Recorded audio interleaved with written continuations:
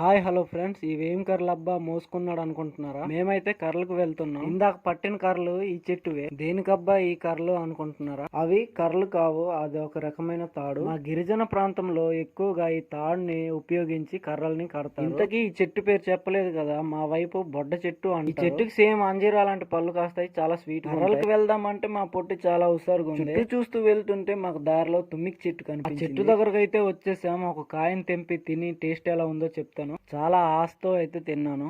ఇంత చేదుగా ఉంటదని ఎక్స్పెక్ట్ చేయలేదు. పండితే చాలా ఎక్సలెంట్ గా ఉంటది. ఇందాక తెచ్చుకున్న కర్రని 2 ముక్కలు చేసి దానిపైన ఉన్న తాడుని అయితే తీసుకోవాలి. ఇలా తీసుకున్న తాడుని 2 వైపులు ఇలా పెట్టి బయటికి కర్రలను తీసి ఒక్కటొకటిగా పేర్చుకోవాలి. పేర్చుకున్న కర్రలను అయితే నేను కడుతున్నాను. ఎంత స్ట్రాంగ్ కడితే అంత వీలుగా అయితే ఉంటది మోసుకోవడానికి. మా పొట్టిది ఆకులతో ఏం చేస్తుంది అనుకుంటున్నారా? ఒకదాంతో ఒకటి కలిపి సుమ్మనైతే తయారు చేసుకుంటుంది. మీలో ఎంత మందికి తెలుసో కామెంట్ చేయండి. గిరిజన ప్రాంతం వైపు ఎవరైనా కర్రలకి వెళ్ళి టవల్స్ గాని మర్చిపోతే ఈ విధంగా ఆకులతో సుమ్మ అనేది తయారు చేసుకుంటారు కర్రలు మోసుకోవడానికి. మొత్తానికి మా పొట్టి దాని సుమ్మ అయితే రెడీ అయిపోయింది. వచ్చి నేను హెల్ప్ చేయాలా అంటే వద్దు, నేనే ఎత్తుకోగలను అంటుంది. అసలు ఎవరి మాట విందో పట్టు వదలని విక్రమార్కుడులా చేసే అంత వరకు ఊరుకోదు. మీ ఇంట్లో ఇలాంటి వాళ్ళు ఉన్నారా? కర్రలను తీసుకొని ఇంటికైతే వెళ్ళిపోతున్నాం. మీరు కూడా ఇలాంటి వాళ్ళతో ఎప్పుడైనా కర్రలకు వెళ్ళి ఉంటే కామెంట్ చేయండి. వీడియోస్ చూస్తున్నారు కానీ ఎవరు సబ్స్క్రైబ్ చేసుకోవట్లేదు. Please subscribe. Thank you.